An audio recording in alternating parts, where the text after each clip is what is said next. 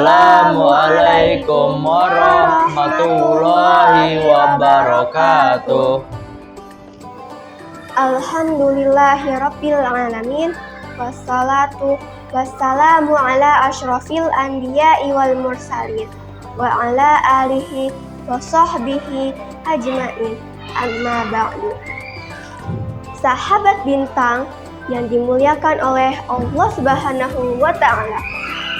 Masa muda adalah masa yang penuh dengan harapan, penuh dengan cita-cita, dan penuh dengan romantika kehidupan yang sangat indah.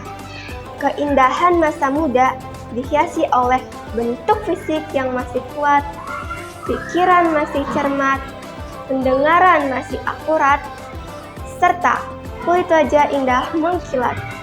Walaupun banyak jerawat, tetapi tidak gawat karena masih banyak obat di toko-toko terdekat. Oleh sebab itu, pantas bila suatu remaja dan pemuda merupakan salah satu penentu maju dan mundurnya suatu negara. Sebab terbukti sejak dahulu kala hingga sampai saat ini dan sampai yang akan datang sesuai dengan fitrahnya, para remaja dan para pemuda merupakan tulang punggung suatu negara. Sebagaimana Syekh Mustafa Al-Ghulayaini, seorang pujangga Mesir, berkata, Inna fi yadis syubbani amrol ummati wa fi aqdamiha hayataha. Sesungguhnya pada tangan-tangan pemudalah terdapat urusan umat, dan pada kaki-kaki merekalah terdapat kehidupan umat. Mengingat betapa pentingnya remaja dan pemuda sebagai generasi penerus bangsa, maka pada kesempatan yang baik ini kita akan membahas mengenai menjadi pelajar milenial yang religius untuk kemajuan bangsa. Dengan landasan Al-Quran Surat An-Nisa ayat 9. A'udzu billahi minasy syaithanir rajim. Bismillahirrahmanirrahim. Wal yakhshal ladzina law taraku min khalfihim dzurriyyatan dhi'afan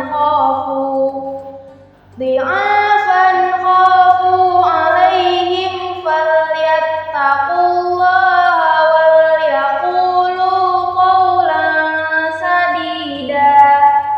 Shadaqallahul azim. Sahabat bintang yang dirahmati oleh Allah Subhanahu wa ta'ala, ayat tersebut diawali dengan kalimat perintah. Pada dasarnya, setiap perintah menunjukkan kewajiban. Oleh karena itu, wajib bagi kita semua merasa takut jika meninggalkan anak-anak, keturunan, dan generasi yang lemah. Profesor Dr. B.J. Habibie mengatakan setidaknya ada 5 kelemahan yang harus kita hindari, yakni lemah harta, lemah fisik, lemah ilmu, lemah semangat hidup, dan yang ditakutkan adalah lemah akhlak. Sejarah telah mengajarkan kepada kita semua selaku para pelajar milenial, generasi pemuda saat ini dan yang akan datang agar memiliki semangat juang yang tinggi, serta tanggung jawab yang penuh terhadap kelangsungan nusa bangsa dan agama yang kita anut saat ini. Sebab syubbanul yaum rijalul ghad. The young today is the leader tomorrow. Pemuda hari ini adalah pemimpin yang akan datang. Islam tidak mengenal istilah pemuda mejeng, pemuda nangkring, dan pemuda gamer yang tak tahu waktu. Tetapi yang diinginkan Islam adalah pemuda yang berakhlak mulia, pemuda inovatif, progresif, dan produktif. Dengan demikian, dapat kita pahami apabila kita giat belajar, rajin berusaha, dan gemar beramal, yang artinya akan menuju masa depan yang cerah menjanjikan. Namun, jika remaja dan pemuda malas belajar, enggan berusaha, dan tidak mau beramal, artinya menuju masa depan yang suram dan mengenaskan. Sebab, al-kasal la yat'amul asal.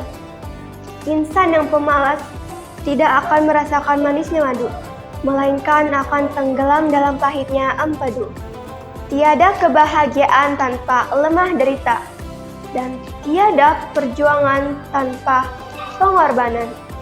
Sebagai contoh bagi remaja dan pemuda sebagai generasi penerus bangsa, mari kita renungkan firman Allah Subhanahu wa Ta'ala dalam Al-Quran Al-Kahfi ayat 13.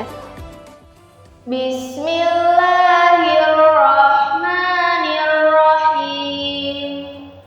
Nahnu naqussu 'alaika naba'ahum bil haqqi innahum fityatun amanu bi rabbihim wa zidnahum huda. Shadaqallahul azim. Sahabat bintang yang dirahmati oleh Allah Subhanahu wa Ta'ala, Imam Ali As-Sabuni dalam kitab Sofatut Tafasir memberikan syarahan terhadap ayat tersebut dengan redaksi, yaitu, kami kisahkan kepadamu wahai Muhammad berita aneh menurut perjalanan yang benar tidak ditambah dan tidak dikurang sedikit pun. Ayat tersebut merupakan berita dari Allah Subhanahu wa Ta'ala tentang pemuda Ashabul Kahfi. Ashabul Kahfi dapat kita jadikan sebagai uswah, terutama bagi remaja dan pemuda selaku generasi penerus bangsa. Ashabul Kahfi merupakan simbol personifikasi pemuda-pemuda beriman, teguh pendirian, kuat mempertahankan iman, serta membela keyakinan. Mereka lebih baik mati berkalang tanah daripada mati bercermin bangkai. Oleh sebab itu, sebagai remaja dan pemuda selaku generasi penerus bangsa, mari kita sing-singkan tangan, langkahkan kaki ke depan untuk semangat belajar. Jika sikap ini yang diaplikasikan oleh para remaja dan para pemuda, maka Allah akan menjamin keberkahan bagi bangsa kita tercinta ini. Setidaknya ada 5 olah yang harus kita kerjakan, yakni olah rasa agar iman melekat, olah rasio agar ilmu meningkat, olahraga agar badan sehat, olah usaha agar ekonomi kuat, dan olah kinerja agar produktivitas meningkat. Jika 5 potensi ini sudah melekat pada remaja dan pemuda sebagai generasi bangsa, maka generasi penerus bangsa dapat melanjutkan estafet perjuangan yang meraih prestasi gemilang pada masa yang akan datang. Amin ya Rabbal Alamin. Sekian yang dapat kami sampaikan. Kalaulah pedang lukai tubuh, masih ada harapan untuk sembuh. Tapi apabila lisan lukai hati, kemana obat hendak dicari? Mohon maaf atas segala kehilafan. Wabillahi taufiq wal hidayah. Wassalamualaikum warahmatullahi wabarakatuh.